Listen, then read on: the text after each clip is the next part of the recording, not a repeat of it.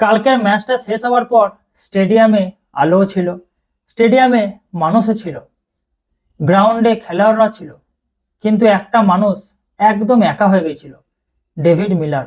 সে শত চেষ্টা করেছিল কিন্তু তার টিমকে ম্যাচটা জেতাতে পারলো না। স্কোরবোর্ডে একটা হার লেখা ছিল আর তার চোখে ছিল হাজারো অপূর্ণতা।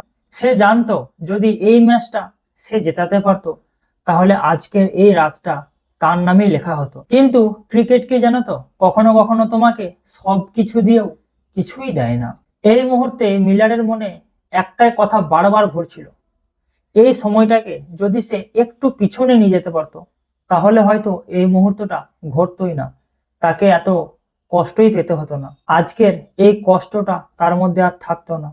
ড্রেসিং রুমে ঢোকার সময় মিলার তার মাথাটা নিচু করে ঢুকছিল, কারণ বাইরের মানুষ হারটা দেখে আর একটা খেলোয়াড় তার মনে ভেঙে যাওয়া হাজারো স্বপ্নটা দেখে।